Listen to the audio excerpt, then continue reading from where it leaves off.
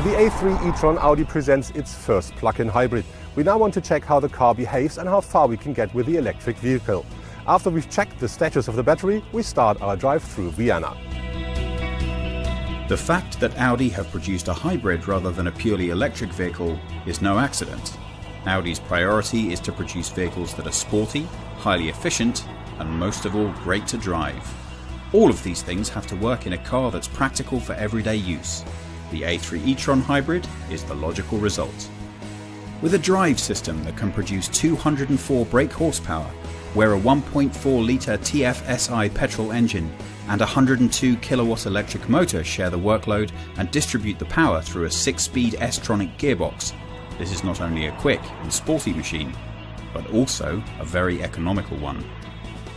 With our batteries full to the brim, driving under 80 miles per hour and using steady acceleration, we don't need to use any petrol at all. The car will coast along happily using only the electric motor for over 30 miles. I think one big advantage of the A3 e-tron is that we have a very powerful electric motor with 75 kilowatts. So this means that the customer can really do their daily driving in fully electrically. And that's one advantage, I think. Also, we have 110 kilowatts of petrol engine, and the combination is 150 kilowatts. So it gives the customer also very good performance, but at the same time, very low fuel consumption. The interior greets us in the style and comfort we've come to expect from an A3, and is fitted with generous standard equipment. The cabin space and storage doesn't seem to have been affected in any way by the hybrid technology. Ample room is provided for both passengers and their luggage. The technology that has been developed for the e-tron will delight bargain hunters.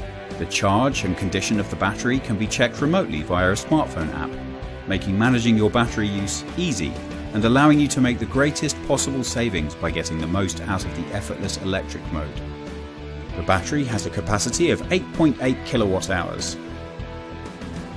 Now that we've finished our sightseeing through Vienna, we have to refuel our car. But the thing is, we only need some electricity because we didn't need any fuel at all.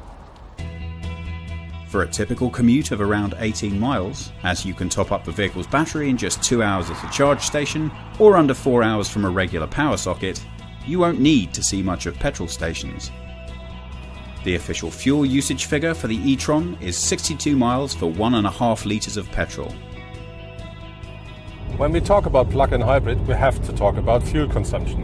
In our case, we started with a fully loaded battery. We drove a while, but the car took less than 3 liters in 100 kilometers. The car got more than 200 brake horsepower, so I think that's more than fine. The best use of the hybrid technology is a high proportion of city or country driving. Here, the compact 5-door e-tron will spend its time gliding on a hybrid wave. Without sharp acceleration and aggressive driving, this remains an effective and economical way to travel. But when you do put your foot down, you'll find that the e-tron has no shortage of power readily available to you for those times when fuel efficiency is not quite as important as raw power.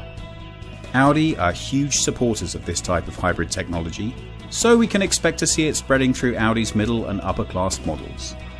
If hybrid cars can be produced that are unobtrusive, comfortable and powerful as we experienced with the Audi A3 e-tron, then we can expect to see a lot more of them.